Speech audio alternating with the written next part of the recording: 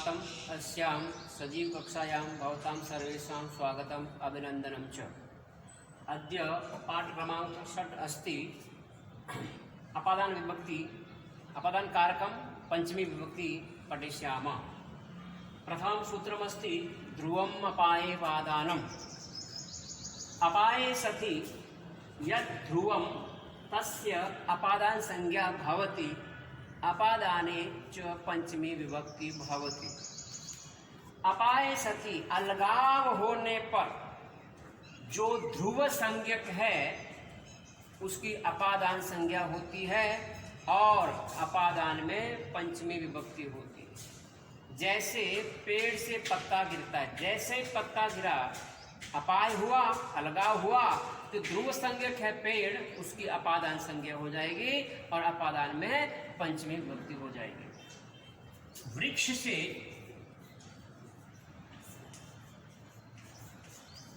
पत्ता गिरता है। सबसे पहले हम क्रिया देखेंगे, गिरता है कौन, तो पत्ता गिरता है। कौन का उत्तर कर्ता होता है, कर्ता प्रथमा होती है। पत्ता गिरता है, गिरने की क्रिया पत्ता करता है, इसलिए पत्ता कर्ता हो गया। पत्रम पतति, पत्र पत्ता गिरता है। कहां से गिर रहा है? वृक्ष से। तो जो ध्रुव संज्ञक है पेड़, जो अटल है, उसकी अपादान संज्ञा हो जाएगी, ये हो जाएगा वृक्षात् पत्रम पतति। अब देखिए यहाँ पर क व्यंजन है, यहाँ आगे प आ गया, वर्ग का पहला अक्षर, इसलिए यहाँ त रहा। आगे व्यंजन होने के कारण इसको म को अनुस्वार हो गया, साथ में मूलस्वार संधि भी हो गई। राम विद्यालय से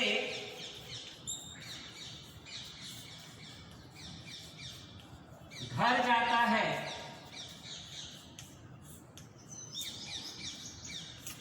क्रिया जाता है, कौन जाता है? राम जाता है। राम करता होगा, प्रथम होगी, एक वचन, प्रथम पुरुष एक वचन। रामः गच्छति,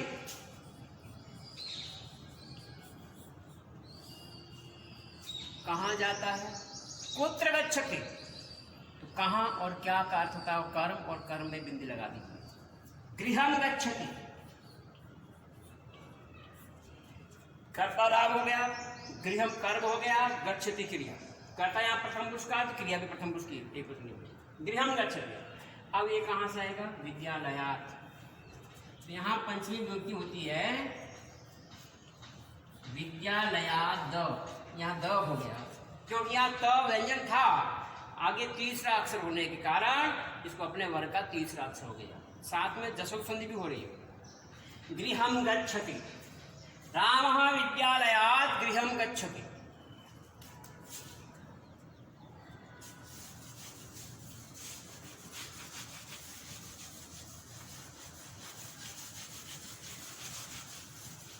भीत्रार्थानां भय हेतु,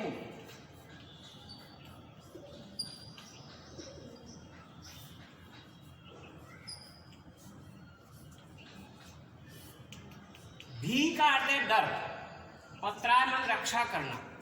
डर और रक्षा करना की धातु के साथ में जो भय आदि का जो कारण है, हेतु है, उसकी अपादान संज्ञा हो जाएगी और अपादान में पंचमी विभक्ति होती है। बालक चोर से डरता है। डरता है क्रिया है, कौन डरता है? बालक। तो बालक कर्ता हो गया, कर्ता प्रथम हो गई। बालकः बिभेति, यहाँ बालक के डरने का कारण कौन है? किस कारण से डर रहा है?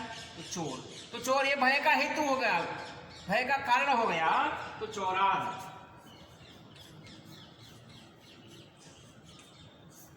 व्यंजन के बाद में अगर वर्ग का पहला दूसरा अक्षर या स हो तो यहाँ वर्ग का पहला अक्षर हो जाता है। व्यंजन के बाद तीसरा चौथा यर लव ह या स्वर हो तो यहाँ तीसरा अक्षर हो जाएगा, तो यहाँ द हो गया, चोरा विभेति।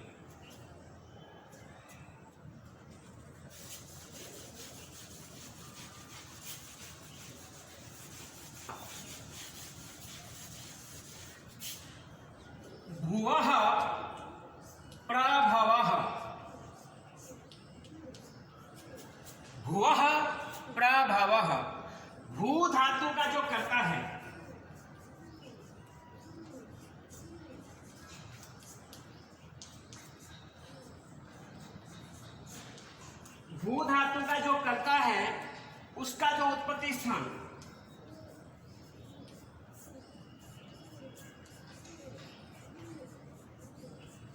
उसका जो उत्पत्ति स्थान है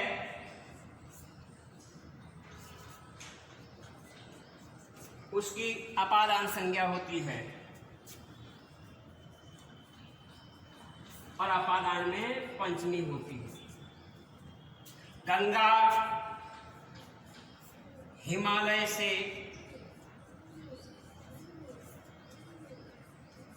निकलती है।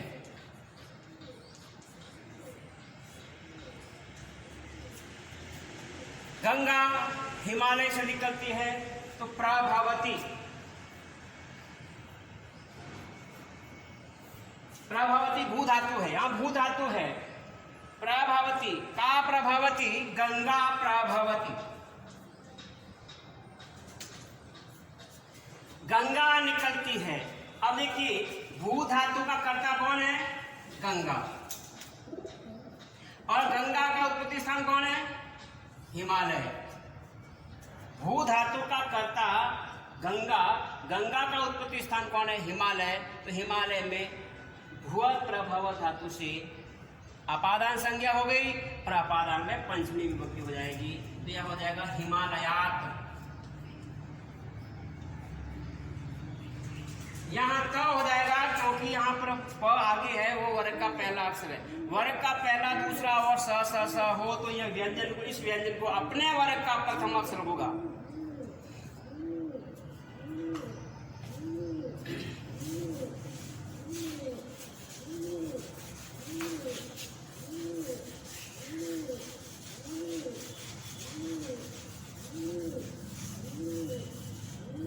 आख्यातोपयोगे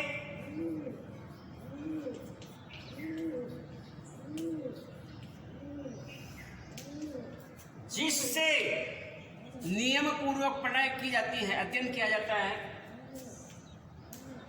जिससे नियम पूर्वक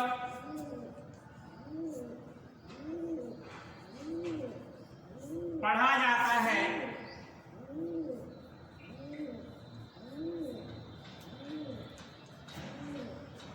उस शिक्षक जन की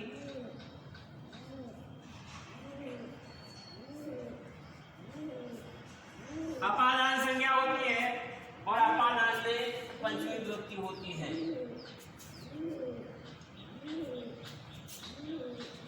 बालकः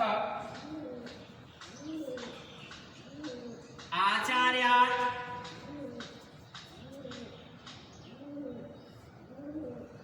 अधीते। बालक आचार्य से नियम पूर्वक पढ़ता है, यहाँ आचार्य की अपादान संज्ञा हो जाएगी और अपादान में पंचमी विभक्ति होगी।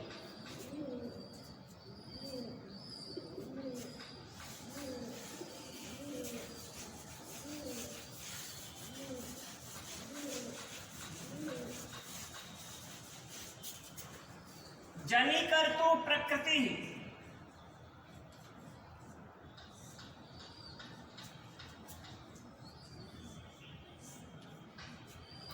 जन धातु का जो करता है, जन का उत्पन्न होना, धातु का जो करता है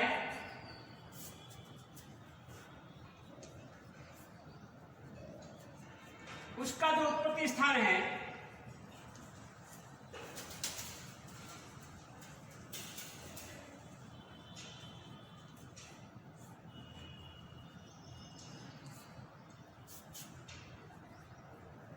उसकी अपादान संज्ञा होगी।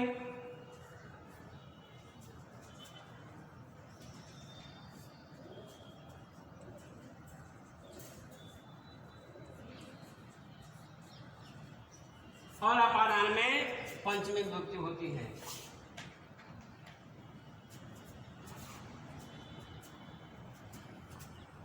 गोबर से बिच्छू उत्पन्न होता है।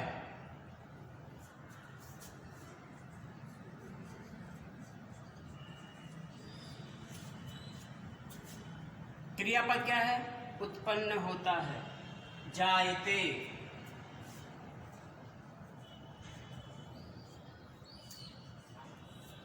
जन धातु का कर्ता कौन है? वृश्चिकः। वृश्चिकः जायते, बिच्छू उत्पन्न होता है। अब जन धातु का कर्ता कौन है? बिच्छू। इस बिच्छू का उत्पत्ति स्थान कौन है? गोबर। तो गोमयात्।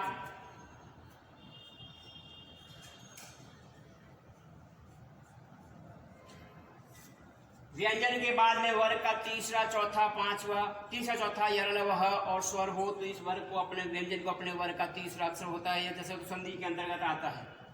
आगे ज है तो इसको इष्टु न इष्टु से द को ज हो जाएगा, गोमयात् जायते।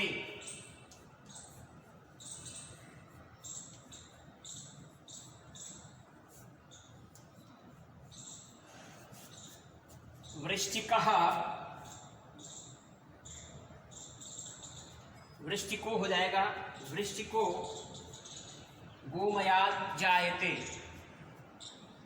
बिच्छू गोबर से उत्पन्न होता है।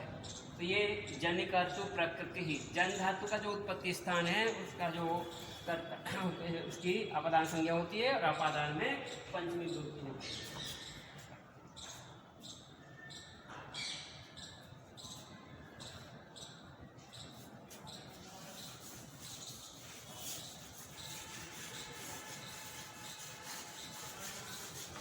वार्णार्थानाम ईप्सित, वार्णार्थानाम ईप्सित। वार्ण का अर्थ है हटाना। जैसे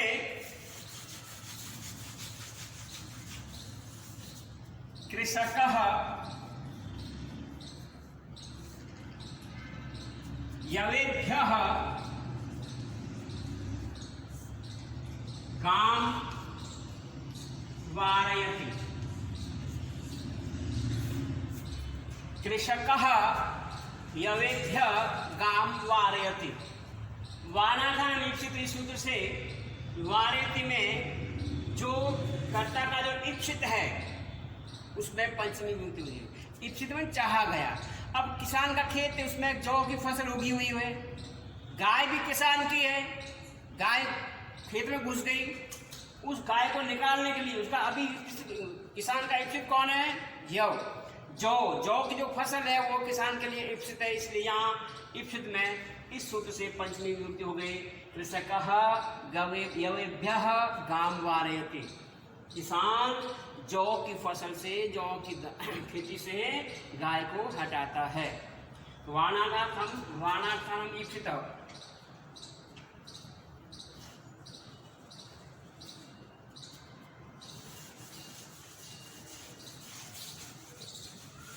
अंतर्घौ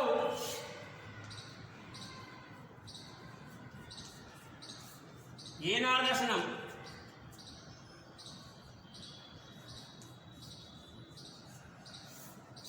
कर्ता जिससे अदर्शन चाहता है, छुपाना चाहता है, उसकी अपादान संज्ञा हो जब होती है और अपादान में पंचमी होती है।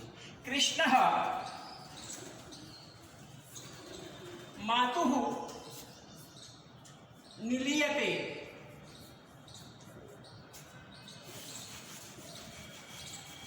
निलीयते